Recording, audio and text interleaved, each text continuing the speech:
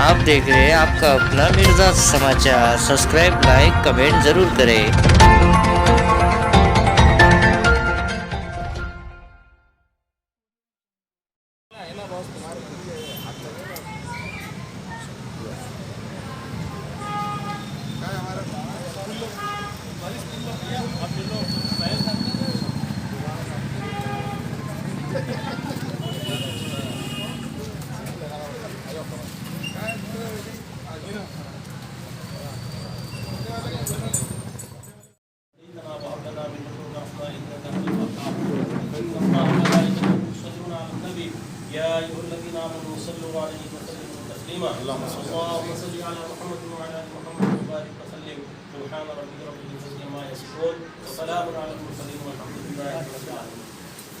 Sir, आज ERS coaching classes का इफ्तिताह में आया।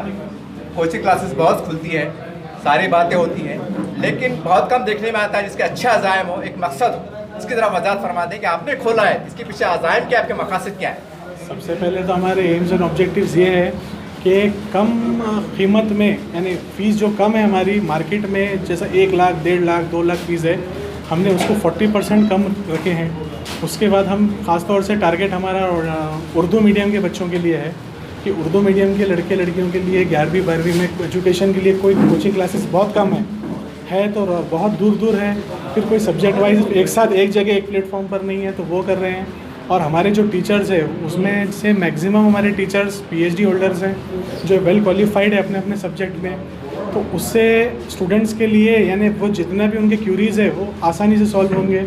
और हमारा टारगेट ये है कि हर सब्जेक्ट वाइज, चैप्टर वाइज हम उनका एग्ज़ाम लेंगे। और कोटा, लोग टारगेट बहुत पढ़ने को औरंगाबाद से या मराठवाड़ा से कोटा बहुत जाते हैं, तो वो लेवल का कोशिश हम कर रहे हैं कि वहाँ के क्वेश्चन पेपर जो सॉल्व है वो यहाँ कराए बच्चों को। ज़्यादा टारगेट एग्ज़ाम के साथ साथ उनको नीट की तैयारी भी कराए, ये हमारा टारगेट। टाइमिंग कैसे रहेगी? टाइमिंग हमारा सुबह 7 से लेकर रात के 11 बजे तक है। सबके बैच वाइज रहेंगे, कॉलेज वाइज अलग अलग सबके रहेंगे। कहाँ से, कौन सी क्लास से कौन सी क्लास तक? हम लोगों ने 5th से स्टार्ट किए हुए हैं, 12th भी रहेंगे हमारे पास। 5th to 12th है, नीट है, असिस्टेंट प्रोफेसर के नेट सेट के जो क्लासेस है वो भी लेंगे सब्जेक्ट वाइज। बहुत सारे लोगों को औरंगाबाद में नहीं, पूना में जाना पड़ता नेट सेट के क्लास को।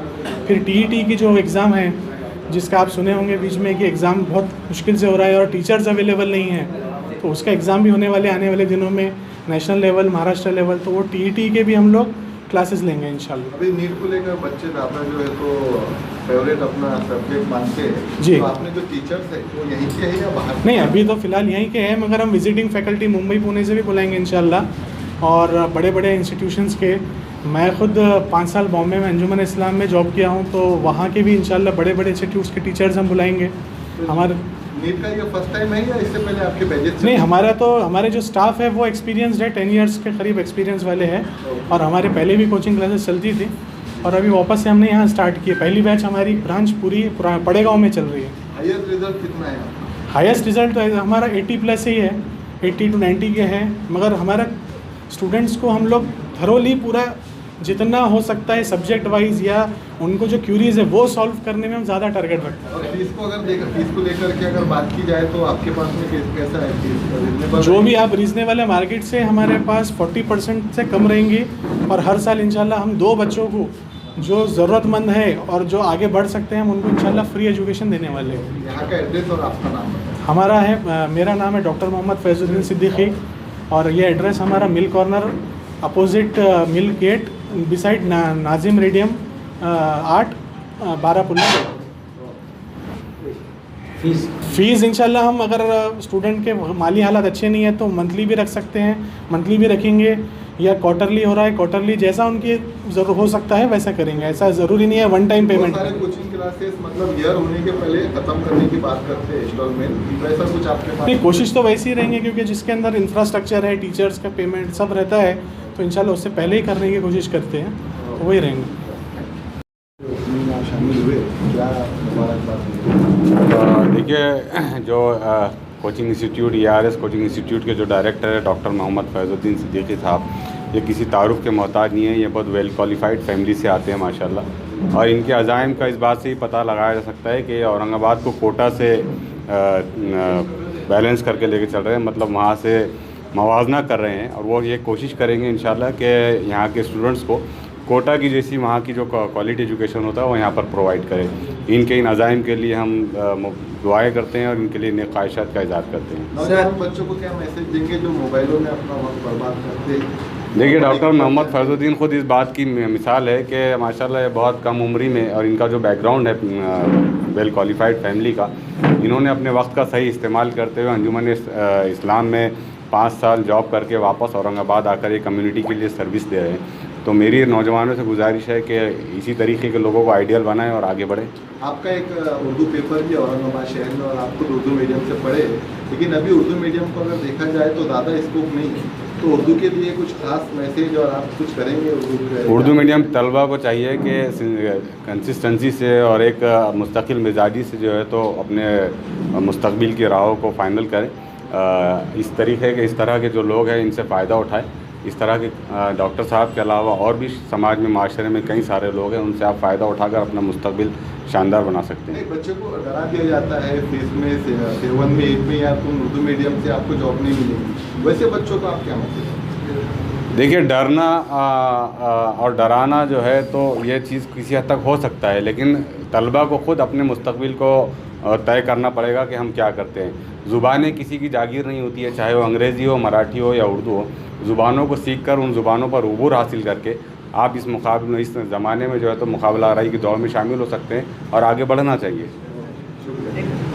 सर, आप एमएम के शहर सदर है, और हमने आपके पार्टी के मंशूर में देखा है कि अभी से स्कूल कॉलेज बनना चाहिए, तो वो हालात तो ऐसे दिख रहे हैं काफ़ी ताख़िर होगी। क्या हिकमत अमली के तहत ऐसे जो कोचिंग क्लासेस चला रहे हैं, बैक सपोर्ट आप कर सकते हैं ताकि कुछ कमी पूरी हो जाए? कॉलेज बनेगा जब देखते हैं। ओवैसी एक्सीलेंस स्कूल इंशाल्लाह बन रहा है, और औरंगाबाद में उसे जो कोऑर्डिनेट कर रहे हैं वो रफ़त यार खान साहब ही है, जिसको वो पाए तकमील तक पहुंचाने की कोशिश कर रहे हैं। रहा सवाल इन लोगों के साथ कोऑर्डिनेट करने का, तो इन्होंने पहले ही डिक्लेयर कर चुके कि हम 2 तलबा को मुफ्त में पढ़ाएंगे। हम इनको फ़ोन करके मज़ीद परेशान नहीं करना चाहते। एक और बात मेरी तलबा से और पेरेंट्स से ये रिक्वेस्ट है मुअद्दबाना, कि हम अपनी ज़िंदगी के बहुत सारे मामलात में शाही खर्च करते हैं, लेकिन जहाँ पढ़ाई का मामला आता है तो हम पूरे डिस्काउंट हासिल करने की कोशिश करते हैं। हमारी दरख्वास्त यह है कि अगर आपको तालीम हासिल करने के लिए अपनी डे टू डे की ज़रूरियात को कम करना पड़े, तो हमारी दरख्वास्त है कि उन ज़रूरियात को कम करें और पहले तालीम के ऊपर ख़र्च करें। हमारे इदारे इसलिए नहीं खड़े हो पाते, हमारे पास का क्वालिटी और जो एक होशियार जो तबका है, ज़हीन जो तबका है, वो अपनी सर्विसेज हमारे पास इसलिए नहीं दे पाता कि उसके रिटर्न्स दूसरी कौमों से ज़्यादा मिलते हैं। अब ऐसे जो नौजवान आए हैं, तो यहाँ मिल्लत की और तमाम तलबा की और पेरेंट्स की ज़िम्मेदारी है कि वो ऐसे तलबा का साथ दे, इनको वक्त पर फ़ीस अदा करें। जबकि ये ख़ुद कह रहे हैं कि मार्केट से 40% कम के में जो है तो ये अपनी सर्विसेज और ख़िदमात यहाँ पर तलबा के लिए देने जा रहे हैं। तो हमारी भी ज़िम्मेदारी बनती है कि वो इनको ज़्यादा से ज़्यादा सपोर्ट करें। रहा सवाल बैसियत एक पॉलिटिकल पार्टी के प्रेसिडेंट होने के, तो हम इनको मॉरल जितना सपोर्ट दे सकते हैं देंगे, लेकिन हम इनसे फ़ीस में कम करने के लिए इनको फ़ोन नहीं करेंगे कभी। सबसे पहले तो मुबारकबाद देना चाहता हूँ डॉक्टर फैज़ुद्दीन सिद्दीकी साहब को कि उन्होंने एक बहुत अच्छा कदम उठाया है। 40% कम से जो फ़ीस ले रहे हैं वो, और डॉक्टर बाबा साहब अम्बेडकर का एक विचार था कि एक टाइम का खाना कम खाओ मगर अपने बच्चों को ज़रूर पढ़ाओ। तो उसी तरीके से पूरे जो मुस्लिम स्टूडेंट्स बहुत ज़्यादा मैं देखता हूँ कि बैकवर्ड पे चले जाते हैं, एकदम वो पढ़ाई लिखाई से दूर जाते हैं। जैसा आपने कहा मोबाइल के उसमें लग जाते हैं। तो ख़ास तौर से मैं कहूँगा अपने मुसलमानों को जो अपने ग्रीन बेल्ट में ज़्यादा रहते हैं, और अभी हमारा इंस्टीट्यूट भी ग्रीन बेल्ट में ही आता है जैसा, तो वो अपना इस कोचिंग क्लासेस से फ़ायदा उठाइए। कैसा मार्केट में जो फ़ीस आज है वो आसमान को छू रही है, और कोचिंग क्लासेस वाले लूट मचा के रखे हुए, मगर यहाँ डॉक्टर फैज़ुद्दीन सिद्दीकी साहब ने 40% माइनस, ऐसा नहीं कि आज ओपनिंग हुई तो आज के वास्ते ही है, 40% माइनस उन्होंने रखे हैं। यानी कि कम दामों में अच्छी कोचिंग का उन्होंने एक वादा दिया है पूरे औरंगाबाद शहर को। तो मैं सोचता हूँ कि औरंगाबाद शहर के पूरे स्टूडेंट्स ने, पूरे तलबा ने इससे फ़ायदा उठाना चाहिए, क्योंकि PhD होल्डर औरंगाबाद शहर के अंदर जितने भी कोचिंग क्लासेस चलते हैं वहाँ वेल एजुकेटेड होंगे टीचर्स, मगर PhD होल्डर मैंने तो नहीं देखा। मेरी नज़रों में कोई भी कोचिंग क्लासेस में PhD होल्डर टीचर्स नहीं दिखाई दिए। इस कोचिंग इंस्टीट्यूट में PhD होल्डर टीचर्स है, तो मैं तो ये चाहूँगा कि आप जितने भी इस वीडियो को देख रहे तो वो इस कोचिंग क्लासेस से फ़ायदा उठाइए। सर अब्बा आसिम साहब जो है तो कौम का दर्द लेके चलते हैं। एक कल्चर चल पड़ा है कि गरीब बच्चों को ज़रूरतमंद बच्चों को गोद लिया जाता है कि समाजवादी पार्टी के बतौर आज़म साहब जो थे आगे कुछ चंद बच्चे गोद लेने का प्रयास करेंगे ताकि हमारी कौम का मैयार बढ़े और ज़्यादा आगे बढ़े।